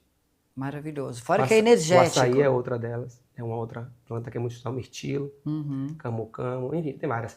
E aí é bom para a sua pele, é bom para o estresse oxidativo, anti-envelhecimento. Então, se as pessoas soubessem, o negócio é como você se relaciona com a comida, né? Não é como uma barra de chocolate todo dia. Mas se você comer todo dia 2 quadradinhos de chocolate 70%, por exemplo, aquilo lhe faz um bem enorme, entendeu? Mas eu sinto que uma das coisas que pode interferir nas pessoas, e muita gente, é que é aquele fake saudável. Porque a pessoa acha que está comendo salmão porque é saudável, acha que está comendo um peito de peru embutido porque é saudável, acha que está comendo, sei lá, uma gelatina cheia de açúcar. Então, quais são os alimentos que mais você sente que as pessoas se enganam, que tem esse engano de acha que é saudável e no final não é saudável? Vamos lá. Essa pergunta é uma pergunta difícil de responder um pouco, porque a gente não pode julgar os alimentos de forma isolada. Entende? Isso foi uma coisa que eu aprendi e que na época que eu falei que eu estava, né, precisando entender essa complexidade e expandir. A dependendo do contexto, de onde você está, o que você tem disponível para comer. Tem um peito de peru que eu não recomendo, que não tem lá em casa, talvez seja saudável. Perto das outras opções. Então, por exemplo, uma mortadela, um peito de peru, é melhor um peito de peru. É menos pior um peito de peru. Entende? Se tiver... E assim, como eu não gosto de proibir alguma coisa. Não pode, eu prefiro... É uma coisa que eu vi isso no consultório que funciona muito. É melhor você incluir... com certeza. Do que você tirar as coisas das pessoas. Eu lembro que quando eu atendia assim, eu atendia muita senhorinha. Elas falavam assim pra mim, sentava lá, meu filho, eu já fui em tantos profissionais, tantos médicos, eu só lhe peço uma coisa, não tira meu café com leite, não. Aí eu pensava, né? Eu falei, ela já deixou claro que ela não vai mudar isso. Então, por que eu vou ficar? Aí eu falei, não, mantenha, mesmo sabendo que para ela o leite não ia ser legal para aquela paciente, né? Não para todas. Não ia ser legal, acho que ela era diabética na época. É um caso que tá bem na minha memória, que é a cara dela. E eu falei para ela assim, vamos incluir, deixa o café com leite aí, não mexe nisso não. Mas vamos colocar aqui 2 xícaras por dia. Que ela também tomava assim, como se fosse água. Aí eu comecei a incluir outras coisas que ela não consumia e foi muito mais fácil. A adesão foi assim, ó. Então, quais seriam as coisas, sei lá, 4 coisas que você fala, se você tiver possibilidades, tenta incluir isso na sua alimentação? É grupo alimentar, de modo geral, né? Primeiro, legumes, folhas. Você precisa comer todo dia um prato de salada. Eu não abro mão. É uma das coisas mais importantes, assim, em termos de saúde. Por que eu estou lhe falando isso? Primeiro, porque tem muitos nutrientes, tal. Esse papo já é muito conhecido, mas o que os estudos apontam hoje em dia é que os vegetais, a salada, a rúcula, o tomate, a cenoura ralada, né, a beterraba, esse é o melhor alimento que tem para as bactérias do nosso intestino. Então, a gente pensa hoje, na nutrição, ela pensa muito hoje a nível de modular, ajustar a saúde intestinal. Se você regula o intestino de uma pessoa, você regula a saúde dela inteira. Tudo muda. Comportamento. Não adianta ele entupir de suplemento, de mandar você fazer musculação, não sei o quê, e você continuar constipada. Daniel, eu fui lá em você, mudei tudo, mas eu continuo 3 dias sem ir ao banheiro. Não adianta. Eu falei. Porque isso é o básico, entendeu? Então, primeira coisa é pensar nas bactérias do intestino. Primeira coisa é no equilíbrio do seu intestino. O intestino bom, ele não é nem muito solto, de a pessoa ter diarreia, ou de ir no banheiro, sei lá, 4 vezes ao dia. Geralmente quem tem intolerância à lactose tem isso, né? Um intestino bom não é um intestino que a barriga da pessoa fica estufada depois que come, aquele bucho inchado que a gente chama lá, a barriga distendida, né? Muitos gases, cólicas, não é normal. Ficar sem ir ao banheiro mais do que 2 dias também não é normal. Então, bom intestino vai ao banheiro uma vez por dia, todo dia. De preferência, pelo menos uma vez por dia. Ah, então tem gente que vai mais do que uma vez. Porque eu já acho ótimo que eu vou uma vez e falo, tem gente uau! que é assim, ó, come, o pessoal da roça, do campo... Come e vai. Come e descome. Come e descome é muito bom. Come, depois de algum tempo, existe um reflexo, na criança você vê muito isso, quando bebezinho. O reflexo gastrocólico. A criança come, você pode preparar que daqui a 10, 15 minutos a fralda vai estar suja, né? Então uma pessoa super saudável come e descome. Para você comer e descomer, você tem que ingerir uma quantidade de fibra alta. Tem aquela pessoa que come muita salada, muita fruta, entendeu? Então, que come muita fibra, né? E fibra vem de vegetal, não tem fibra em animal. Então tem que comer muita fibra, muita salada, muita folha.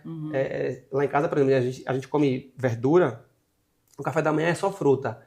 Mas a gente não come salada vegetal no café da manhã, como o americano bota aspargos. Eu como um pepininho, porque eu tenho minha muito teoria bom. de começar com um pepino, depois o ovo. É uma ótima opção. A gente come muito no almoço e no jantar. Aí no jantar é sopa. Mesmo na Bahia, no lugar quente, a gente toma uma sopa. Do quê? E aí, variadas, o que você imaginar. várias. Tem sopa, o mais comum, que as crianças mais gostam. Sopa de legumes, que aí vai cenoura ou abóbora. Aí vai batata ou aipim, sempre carne ou frango. É uma carne, lá a gente usa muito o músculo ou cruz machado, que é uma carne que vem perto do osso. Como chama? Cruz machado. Cruz machado? Corte, eu nunca ouvi falar isso. Não sei qual é o nome tem outro nome do corte. Gostei, cruz machado. Mas é carne com osso. Aí a gente usa o caldo verobrodo também, né? Isso é uma coisa que a gente adicionou na sopa. E aí vai, salsinha, sempre vai cebola, refoga ali, né? Alho, cebola, aquele básico. Às vezes eu boto açafrão também na terra, a cúrcuma, que é um temperinho bem bacana também. E então essa sopa, às vezes é uma sopa de aipim com carne, aí é o aipim mesmo, uma sopa creme, sabe? Às vezes é sopa de abóbora com um pouquinho de gengibre e umas lasquinhas de frango. Enfim, é comida de verdade. Você nem se preocupa se é carboidrato à noite, tá tudo certo. Não. Comeu, tá bom, tem nutriente. Você sabia que essa é uma... Interessante. Esse lance do carboidrato, né? Essa carbofobia hoje em dia, a gente vive, é uma das coisas mais intrigantes, porque existem dietas de povos tradicionais. Tem um cara que eu sou muito fã, que é, para mim, um dos grandes mentores, ele já é falecido, um sueco chamado Staffan Lindenberg. Ele tem um livro que para mim é o melhor livro de nutrição, chamado Food and Western Diseases, né? Comida e doenças ocidentais. Esse livro aí é fantástico. Esse cara, ele fez um estudo chamado Kitava Study. Ele foi para Ilhas Kitava, fica lá perto da Indonésia, ali naquela parte, aquela região ali, perto da Austrália. E ele foi visitar Ele morou durante um tempo, ele era cardiologista.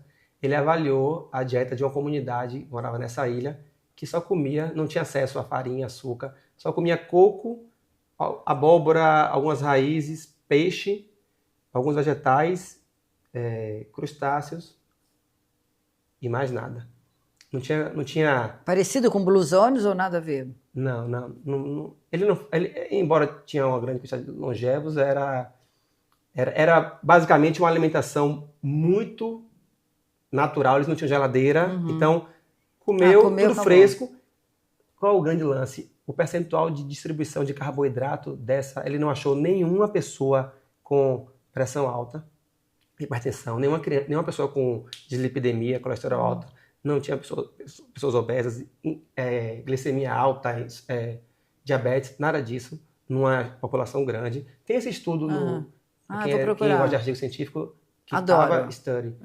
E aí, o percentual de carboidrato que essa turma consome era acima de 60%. Nossa, ótimo para as Que é pessoas que têm medo de que é carbo considerado hoje, assim, né? tipo, que absurdo, né? Tá cada vez para menos de 50% de carboidrato, para 30%, 40% cetogênica. Tem várias...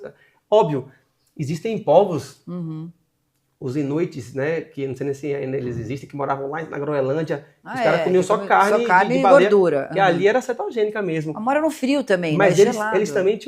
eles também apresentavam bons parâmetros de saúde física e mental. O que é que a ciência mostra hoje? Que o problema é analisar uma coisa isolado. Esses caras da ilha subiam em coqueiro, andavam, pescavam, remavam, caçavam. Então, assim, fisicamente ativo, dormiam cedo, o sol nasce e acorda, sol se põe e dorme. Ciclo circadiano direitinho. Tava integrado na natureza, né? E não comia ultraprocessado. E não tinha ultraprocessado, sacou? Não tinha açúcar. Então, o grande lance, o grande problema da nossa alimentação hoje em dia é uma alimentação sempre a gente mastigando nossos problemas e comendo coisas que não são saudáveis. Porque se a gente mastigasse nossos problemas comendo coisas saudáveis, daria um equilíbrio, né? Mas a gente tá muito estressado, muito agitado e comendo muita porcaria. Então, aí desanda tudo, né? Então a melhor coisa para o intestino, comer comida de verdade, fibras, Comer verduras, muita salada, e a pior verdura. coisa, comer coisa que não é natural. Que é coisas que são muito... que tem uma vida de prateleira muito, muito alta, né? Tem pão de forma. Essa é uma boa dica. Deixa fora da geladeira e não... É o famoso descasque mais, desembale menos, sabe? De modo geral, assim, é isso. Eu costumo falar, eu cheguei à conclusão, depois de estudar tanto sobre isso, e ver esses diferentes povos, e de ver, assim, que tem culturas totalmente diferentes, comem coisas totalmente diferentes. Um só come carne, outro só come planta, outro... O ser humano ele adoece à medida que ele se afasta da natureza. Essa frase resume tudo que eu acredito hoje. Então, quanto mais desconectado da natureza, no que você come, nos horários, do que você acorda, do que você dorme, do tempo de exposição ao sol, né? Mais urbano, mais doente a gente. Você já leu um livro do Marcelo Gleiser que chama O Despertar do Universo Consciente? Não, você vai mas adorar. Eu sou fã dele. Você vai adorar. Esse livro é exatamente isso. Vai mostrando a origem do homem, conforme a gente foi se afastando, que a gente esqueceu que a gente também é natureza. Sim, faz parte. E aí degringolamos para onde a gente está. Então, o que eu tento hoje é praticar isso, sabe? Então como que é a tua vida, teu dia a dia com seus filhos? Sim, então, depois dessa constatação e depois da pandemia também, né, que foi um divisor de águas, assim, para mim, foi um despertar de uma nova consciência. Eu procuro sempre ir para um lugar mais silencioso do que a cidade de Salvador. Um lugar que as crianças fiquem de pé descalço, que pisem no chão, que tenha contato com bicho. Eu estou criando galinha agora. Na pandemia eu comprei uma área próxima lá de casa e aí fiz uma agrofloresta e aí tô plantando, já tem 3 anos já começando a dar um monte de coisa agora. Então, ter esse contato com a terra, entendeu? E das crianças brincarem, aí tem um vizinho que tem um cavalo, aí vamos andar de cavalo, tem um vizinho que cria cabra, vamos lá tirar leite da cabra.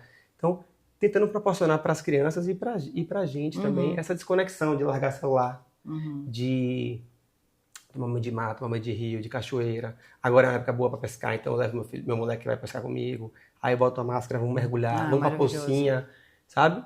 Eu tô fugindo do barulho, da confusão. E se um final de semana, por exemplo, eu ficar em Salvador, não tem muita coisa para você fazer. Você vai no shopping, vai fazer isso. Salvador não tem, imagina São Paulo, só comer. Mas aqui tem muita opção cultural também. Tem cinema, tem teatro. Me abastecer aqui.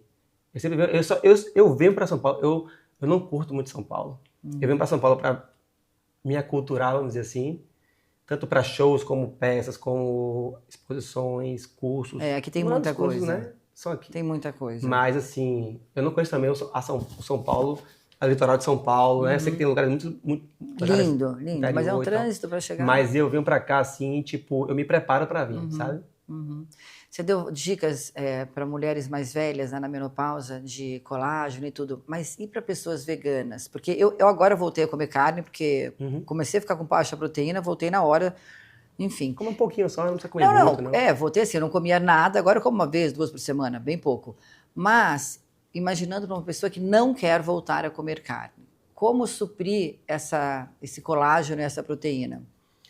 Legal. Você precisa... Ó, mais importante do que colágeno e proteína é a vitamina B12, que pode fazer um estrago na sua vida, né? Na vida de quem... Se bem que até os que comem carne hoje em dia estão tendo deficiência. Acho que todo mundo tem deficiência. Para quem não come bem, Então, vitamina B12 é importante. Você precisa ir no nutricionista para poder fazer esse equilíbrio. Existem proteínas de origem vegetal também, que você vai encontrar muito ali em grão de bico, feijão, lentilha, ervilha, né? Você tem que fazer... O grande segredo da nutrição são as combinações.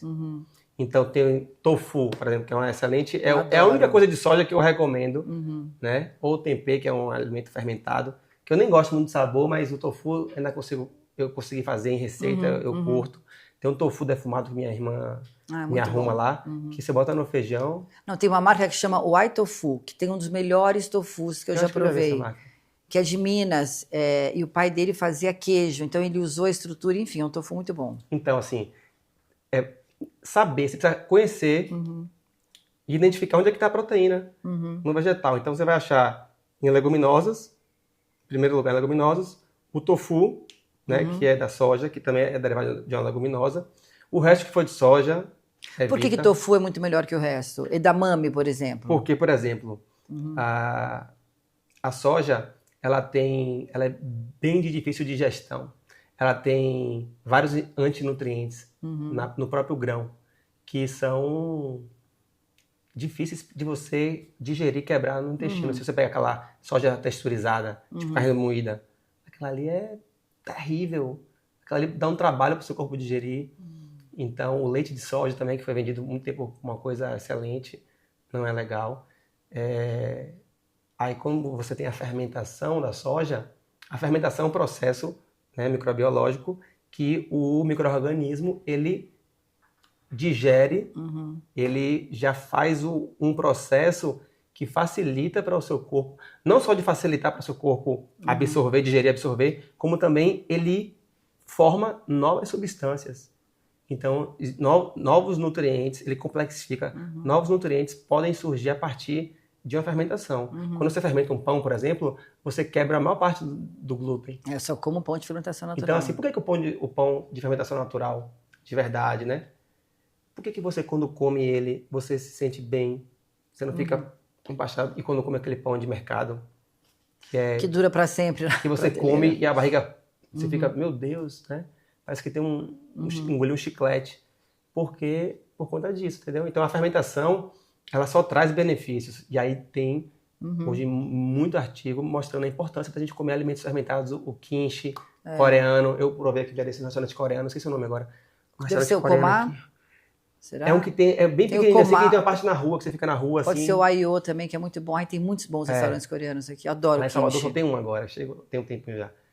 Mas então agora a gente está voltando, então né? o tofu, que é fermentado, e o tempê, que é fermentado. Seria uma boa opção. As leguminosas que eu falei, né? E alguns cereais também. A quinoa é uma excelente fonte também de proteína. Eu gosto muito. Que ela não é nem cereal, nem leguminosa. Mas basicamente isso. Tem um pouco de proteína em castanha, um pouquinho em cogumelo, mas o grande segredo da alimentação vegetariana é diversidade. É você comer num prato, ter ali... Misturar tudo. 10 cores. Dá pra fazer. É um pouquinho mais difícil, porque você tem que pôr mais coisas. Mas é viável, né? Dá. Não, obviamente que dá. Existem... Tem um estudo bacana dos homens, falando lá em Loma Linda, dos adventistas, que eles são vegetarianos.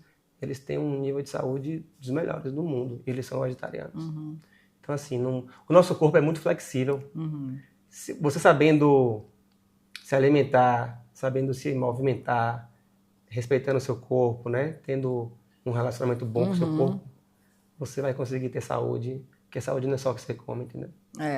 E acho que esse é o ponto também, né? Como você come, com quem você come, né? Se você está pensando só os ambientes que você come, é o que você falou, né? A comida não é só o que a gente come, é o nutriente que você está recebendo de todo lugar. E assim, como dizer minha avó, tudo demais é sobra. Não adianta você... A compulsão por comida, né? A coisa de comer muito, de, sabe, essa necessidade de estar sempre comendo e vai rodízio e tal. Isso é aquela história, né? Fome na alma, nenhuma comida calma. Então, é muito boa essa, adorei. Fome na alma, nenhuma comida calma. A gente precisa tá bem resolvido para poder não mastigar nossos problemas, porque nessa loucura moderna que a gente vive, a comida é uma das melhores e mais fáceis válvulas de escape. A comida, às vezes, ela é um consolo, né? Exemplo, trazer um contexto aqui. Síndrome do ninho vazio. Sua filha está morando... Meu filho foi para a Espanha. Seu filho foi para a Espanha. E aí você tinha um hábito aqui de todo dia fazer o café você acordava mais cedo, fazer o café da manhã do seu filho, ele sentava aqui, mãe, isso aqui, pererê, vai lá, filhão, isso aqui, saía embora. Você tinha uma companhia. Agora sua companhia é só essa aqui. Ó. Então, para muitas pessoas, sobretudo as que têm mais idade, que vivem solitárias, ele que olhar para esse bolo não comeu. Vai comendo, vai comendo. Minha avó que agora, que ela faz esse bolo igualzinho. Esse aqui você fez ralado o milho. A comida acaba sendo a companhia de muita gente. Tem gente que não tem uma pessoa, um parceiro, uma pessoa... acaba comendo mais. Quer ver uma coisa? Outra coisa, a comida pode ser entretenimento. Filme. A maioria das pessoas não estão com fome. Eu evito muito comer na frente, porque Pipoca. você não tem noção do quanto você Pipoca come. no filme é o quê?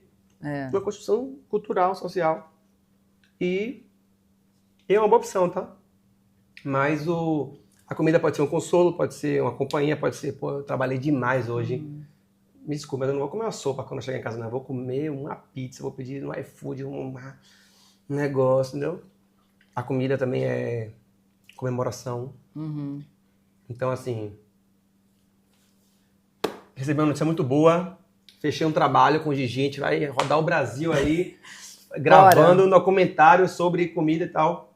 Pô, isso... Vamos comer para comemorar. Só que tem gente que... O árabe é muito assim. O árabe, ele comemora... Tudo é um motivo. É aniversário do gato, do cachorro.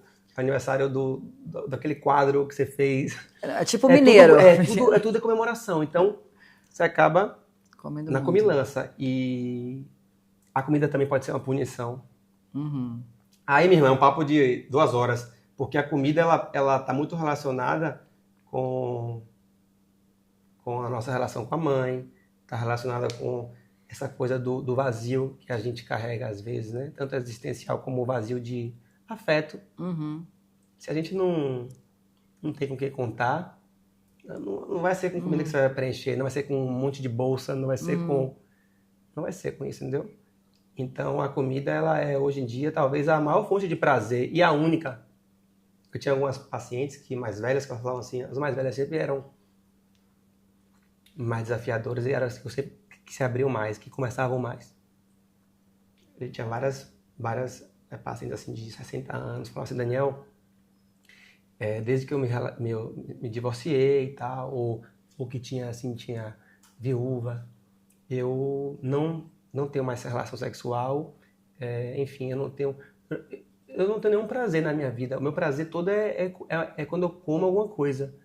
Não que o prazer seja só sexual, mas tem um prazer... Não, mas substituiu tudo. Existem vários prazeres na vida, né? Por exemplo, eu tenho o prazer de estar vivo, né? De você acordar, de você fazer uma atividade, de você ter disposição. A gente pode olhar e ver prazer em várias coisas. O prazer depois de um exercício físico. Nossa, ótimo. Aquela euforia, você fica, né, endorfinado e tal. Então, eu tenho um prazer enorme de plantar. Nunca imaginei na minha vida isso. Eu fico horas, Gigi, fiquei viajando aqui nas suas plantas, fico horas agachado, cocorado, fazendo um canteiro desse, trocando uma planta, plantando. Eu fico horas assim, tanto tempo que às vezes eu esqueço de almoçar. Às vezes eu vou lá pro sítio, chego 5 horas da manhã, aí fico. Quando eu olho pro relógio, 2 horas. Falei, mas isso mostra muito o que você falou, né? Como quando você está ocupado, com a cabeça ocupada, mindfulness, fazendo o que você está fazendo, você não pensa... Com prazer, né? E com prazer... Não é uma obrigação, né? Tinha que ir lá, não. É tipo... Você não preenche com comida, né? Eu fico com a tesourinha ali podando e adubando e faço isso, aquilo. Aquela ali tá com um vaso muito pequeno, eu vou trocar ela. Então você tem uma composteira também? Tenho. Você tá por fora, você falando bem, você vai conhecer. Quero só ver isso. Eu tenho, agora eu tô viajando nas galinhas. Tem uma galinha lá chamada GSB, Galinha Sertaneja Balão. Uma galinha que foi desenvolvida lá no Baixa Grande, no interior da Bahia. A galinha é linda, dócil, ela vem no seu... Parece um gato. Ela vem no seu pé, você faz cafuné. A galinha, ela chega a pesar 6 quilos. Nossa. Uma galinha enorme. E eu primeiro fui focado no ovo e pensando no abate. esqueça, bate agora. Ah, você foi com dó das galinhas. Criei uma relação com elas. A galinha vem, eu chego, a galinha vem e bica meu pé. Tipo assim, eu tô aqui. Como é que você vai matar a galinha? E não, é engraçado isso, né? Como a gente tem essa relação. Óbvio que eu não passo fome, eu não tenho, eu não vivo escassez, né? Sim. Você tem outra opção, a galinha tá lá. Eu fui criado no interior, eu fui criado assim, época de São João ali, mês de junho, eu ia pra fazenda e eu vi, e eu entendo e respeito e vejo como é que é a relação, é uma outra relação de quem vive da natureza e depende dela, né? Você tem ali uma família com vários filhos, você olha para a galinha, pô, aquela galinha é legal, mas tá todo mundo com fome aqui, estamos uma semana comendo só pão com manteiga. E aí essa galinha, ela se transforma no sustento da família inteira. Então, eu acho que, inclusive, muito disso que a gente vê hoje, dessas discussões, você come carne, o pessoal vegetariano mais radical, às vezes, me criticar, você come defunto, não sei o quê. Geralmente são as pessoas mais urbanoides que tem, essas pessoas que nunca foram no campo, que não tem essa relação e não percebem o respeito e de que forma que o animal ele está integrado com todo um sistema sustentável. A galinha, ela não é só só para comer. É o melhor adubo que tem para a planta. Entende? A galinha, ela maneja praga, parasitas. Tem lugares que você bota galinha, pavão para poder comer cobra, escorpião. Então, assim, a gente tá tão desconectado que a gente tá, às vezes... Eu sempre procuro tentar entender isso, essa relação, sabe? E com todo o respeito, óbvio, né? De proporcionar para o animal, por exemplo, um bem-estar. A galinha não pode, por exemplo, ser criada presa. E as galinhas lá elas têm um horário para sair, elas só dormem no galinheiro. E é um galinheiro todo galinhas de estimação, organizado, pensado, à altura. Eu pesquisei, fiz um curso de galinha. Fiz um curso online de galinha. Os ovinhos dessas galinhas devem ser incríveis. Não, e minhas filhas... o que na verdade, está por trás disso tudo? Eu acho que os pais vão se identificar. Eu faço de tudo para poder alegrar as minhas filhas e para estar com elas e para trazer elas para fora dentro de casa, do quartinho de brinquedo. Então, assim, vamos aliviar as galinhas, aí já vem com um saco de milho na mão, joga na galinha lá, vai correr atrás da galinha, aí pega, tem um patinho agora... Aí a gente fica lá, aí cuida do pintinho, aí vamos pegar jambo no pé. Então, se você não ficam fizer... integradas no sistema. Se você fizer assim, suas filhas ficam dentro de uma tela, no iPad, ficam brincando de boneco o dia inteiro, né? E aí eu vou ficar sozinho lá. E vão achar que o ovo brota no supermercado, né? Porque esse entendimento... Não, até para comer, eu acho que a melhor forma... de ensinar uma criança a se alimentar é cozinhando, na cozinha. Com certeza, e plantando. Eu lembro meu filho uma vez... Ela participando, tipo, deixa ela quebrar o ovo. Como é que vai jogar fora uma coisa que você viu? Meu filho, eu lembro que a gente plantou um moranguinho no meu outro apartamento, que eu morava, tinha uma área lá, e ele foi acompanhando da florzinha, virou morango. Mas quando nasceu aquele morango, ele pegou aquele morango e comeu assim, como se fosse uma preciosidade. Agora, você pega uma criança que está acostumada na cidade, ela vai lá, morde a maçã e joga fora. Né? Não tem essa noção do quanto é difícil produzir uma coisa, do tempo que leva. Um abacaxi, por exemplo, um abacaxi dura... Ele demora 1 ano, às vezes 1 ano e meio, 1 ano e 2 meses para poder produzir. Eu não sabia isso antes de plantar. 1 ano e 2 meses para produzir um abacaxi? Um abacaxi, A mandioca que a gente come, que tem bastante. Vou comer tapioca, abacaxi diferente agora. A mandioca são de 6 meses a 10 meses para você comer uma mandioca. Então, passar essa consciência para as crianças é muito importante. Que é uma coisa que a pandemia me ensinou, com essa coisa que eu foquei na plantação, a ter noção de tempo. A planta dá muita noção de tempo pra gente, essa coisa da gente querer tudo rápido. Os nossos projetos que aconteçam e que venham resultado e que faz, redes sociais, essa loucura que a gente vive. Tudo tem, minha avó dizia, meu filho, a fruta só amadurece na hora certa. E aí, você quer comer ela verde, de vez, dura uma goiaba, ou você quer comer uma goiaba madura? E se também passar demais, fica ruim, né? Então tem o ponto. Então, a natureza me trouxe muito essa noção de tempo, de respeitar o tempo. Na pandemia eu estava tão ansioso que eu joguei a primeira coisa que eu fiz quando eu estava lá bem hiperativo e insônia, eu saí do apartamento e fui para essa casa que eu lhe falei, da Praia do Forte. Eu abri um canteiro lá e comecei a plantar. Joguei uma semente, no outro dia eu já fui lá com a expectativa de que eu estivesse brotando. No dia seguinte. Aí eu falei, você tá muito acelerado mesmo. Aí eu comecei a ler os livros de Ana Primavera, que é vamos dizer assim, a maior referência no Brasil de agroecologia. Ela já é falecida, é quem trouxe essa coisa da agricultura orgânica. E aí foi assim, em uma semana minha insônia... E aí eu fiquei focado nisso, né? Aí comecei a ler muito, estudar, comecei a plantar, comecei a arrancar o paisagismo todo lá de casa, minha mulher ficou puta. Falei, não, paisagismo tem que ser comestível. Vamos trocar essa palmeira aqui que não dá nada por uma palmeira de pupunha, de açaí. Aí lá vai eu atrás da semente na internet. Mercado Livre. E trocou tudo, agora é tudo comestível. Quase tudo. No fundo da minha casa lá eu tenho um pomar que tem... Aí eu deixei as árvores grandes, óbvio que não ia tirar. Então tem um dendê gigante lá. Que aí eu comecei também a entender e perceber qual é o bicho que visita aquela planta. Então o dendê, por exemplo, eu recebo muita visita de carcará, de uns papagaiozinhos, uns periquitos. E vem muito de noite animal comer o dendê. Já vi gaiamum, que é tipo um caranguejo. Então, essa coisa de você começar a criar abelha, sem ferrão na época, essa coisa de você se conectar com a natureza, de você voltar e se olhar, você passa a ter noção mais de tempo, você passa a ser mais observador. Eu notei várias coisas aqui na sua casa, porque eu desenvolvi, eu malhei essa habilidade. Antigamente eu entrava aqui, cabeça... Eu entrava aqui e falava... Eu nem lembrava de onde eu estava, como é que era. Eu já vi o detalhe aqui do pegadorzinho que eu falei, né, que é lindo. Então, assim, a gente vai perdendo essa capacidade de observar, até de admirar as coisas, sabe? De ver a beleza nas coisas. Porque a gente está sempre... Sai de um lugar, vai para outro, e faz agora, depois daqui eu vou gravar outra coisa. Seria incrível se todo mundo pudesse ter uma hortinha, pelo menos, em casa para cuidar, né? Mas isso que você fez aqui, sim, isso que você fez aqui de trazer a planta... isso aqui é muito acolhedor. Quando eu entrei ali... Que bom.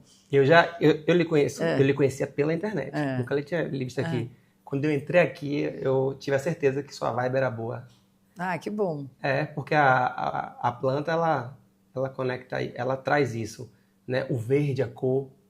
Aí eu falei assim, pô, que bom, era pra eu ter vindo mesmo aqui e tal, que legal. Não, eu queria fazer no meio do mato, na natureza, sei lá, numa oca, pode ser, mas já que não dá ainda... Já fica a ideia para um próximo projeto. Por enquanto fica aqui. Porque assim, tem muita gente que é de verdade e gente que o Instagram, a vida é editada, né? Então eu já conheci gente no Instagram que parecia ser uma coisa que não era. Uma pessoa super estressada, super violenta, super grosseira, super... E eu sabia que você não era assim, mas aqui eu tive a plena certeza, entendeu? Porque a planta ela não vai bem, ela não prospera num ambiente, num lugar que a energia não tá legal. A planta murcha, a pessoa esquece de molhar, a planta... Então assim, planta... É um bom termômetro esse, né? Eu sempre vou na casa das pessoas e eu confesso que eu olho pelos livros. Eu vou ver que livro que a pessoa lê. Se não tiver livro, eu já falo... Mas agora eu vou olhar... muito rasa, né? Livros e plantas eu via só se tinha, mas isso é verdade que você falou, né? Se a planta não prospera, tem alguma coisa ali que não tá indo. Ou é uma pessoa sem tempo, porque dá trabalho de molhar, daqui que eu molho cada um, não é mais você botar no vasinho pequeno ali. É uma pessoa que... Eu penso no seguinte, a organização do ambiente está muito relacionada à organização mental, total, dentro da cabeça da pessoa. E beleza, a beleza que você demonstra aqui e a que eu percebo, que você percebe, é muito uma beleza que tem dentro de você. Obrigada. Porque as pessoas, às vezes, tem gente que passa por um lugar e só tem até essa frase, né? Tem quem passe por um bosque e só veja lenha para fogueira. Mas é como você olha também, né? Como você observa. E aí é isso. Eu acho que saúde é isso também, entendeu? A gente é muito impactada pelo ambiente. Muito. E a casa é um ambiente que a gente, depois do trabalho, é que a gente mais fica, né? Com certeza. Eu ainda trabalho aqui. Então mais um motivo, muito né? mais. Mas isso é muito importante. Não adianta a gente só pensar no corpo e não pensar no ambiente, não pensar nas pessoas que também se deixam entrar em sua casa, que frequentam, entendeu? Com certeza. Isso. Tivemos vários eurecas nesse, hein? A gente já passou do tempo, mas estou aqui deixando, por mim a gente jamais. Não, agora vamos chegar na hora das dicas. De 2 livros, 2 filmes E dois... Bom, você vai ter um monte de ou comidas preferidas ou restaurantes. Vamos começar pelos 2 livros. Tá, eu vou trazer 2 livros assim da minha área, porque eu acho que vai ter muita gente que vai vir buscando esse conteúdo, né? Mas eu tenho lido muita filosofia hoje em dia.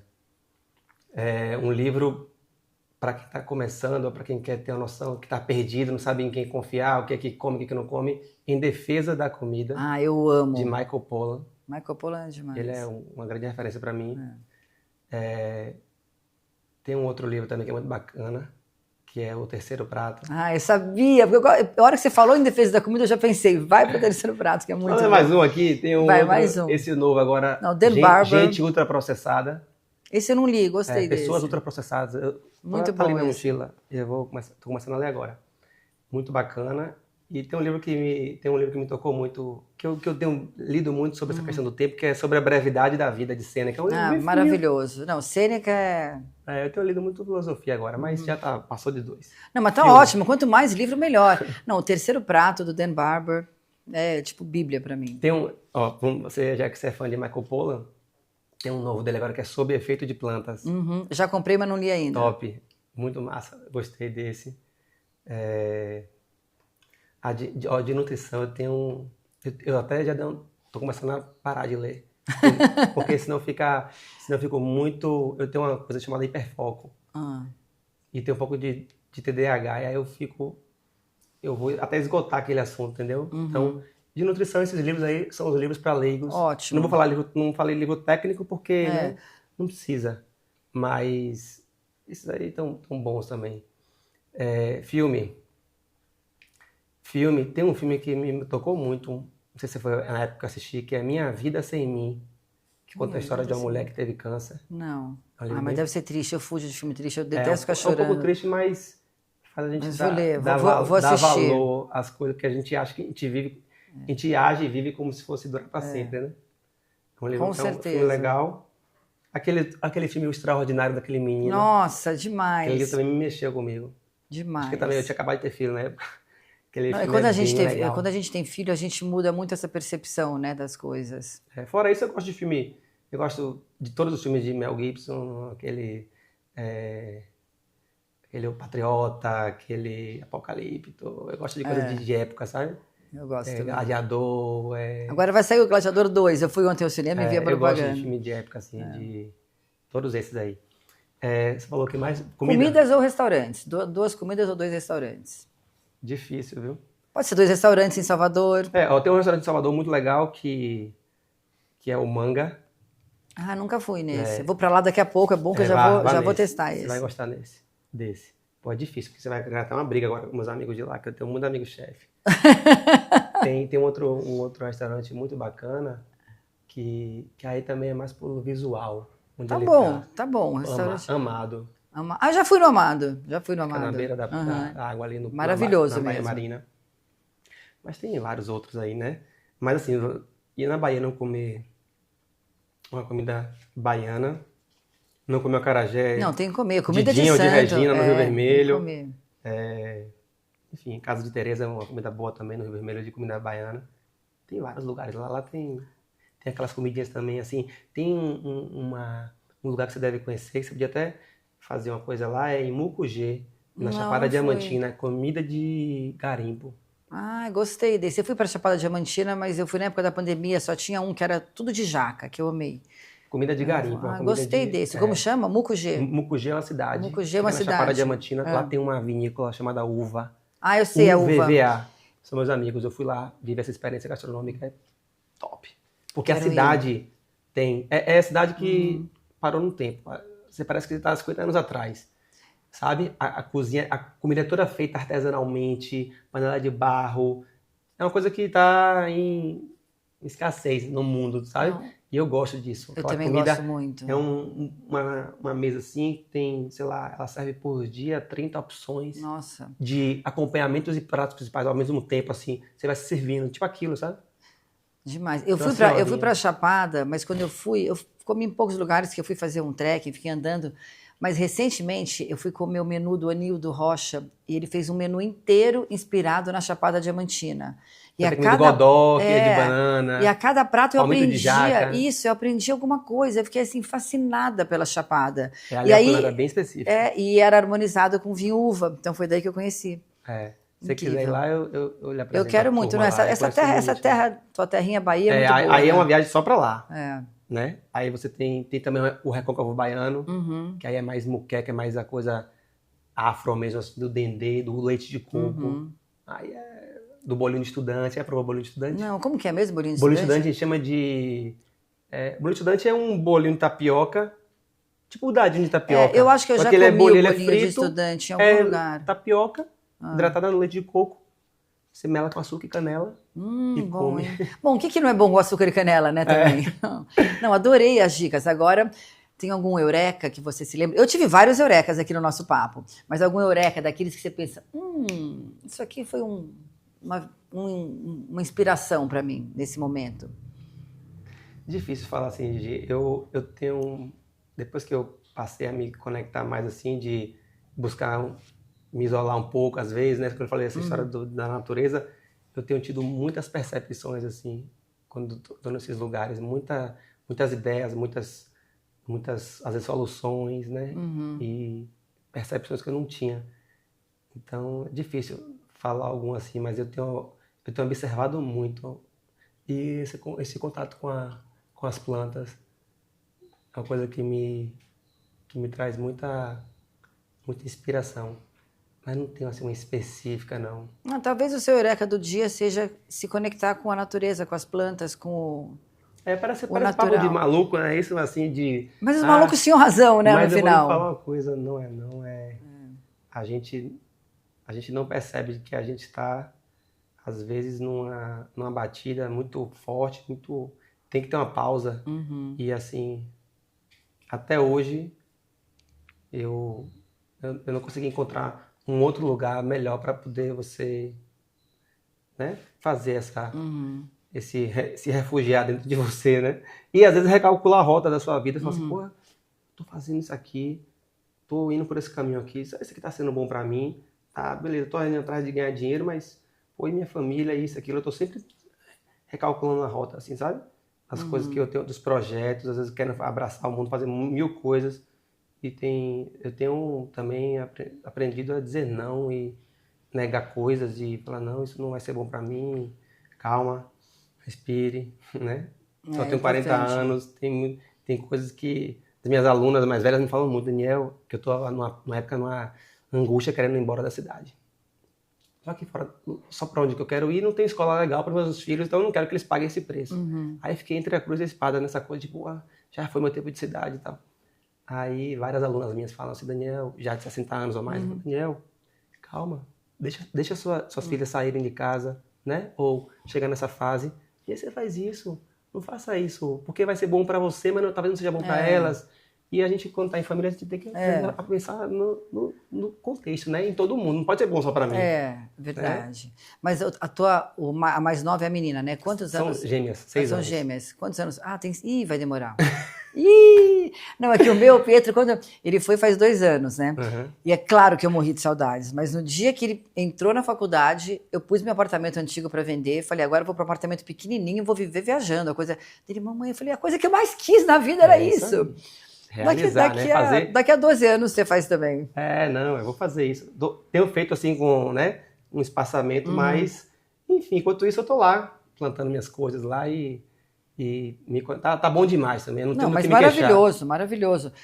Bom, agora tá na hora da gente que a gente mais gosta, né? Agora vamos comer. Muito obrigada, Daniel, adorei. Eu tive vários insights, eu adorei que você gostou das minhas plantinhas. Demais. Agora vamos comer um pouquinho do bolo, né? Isso aqui.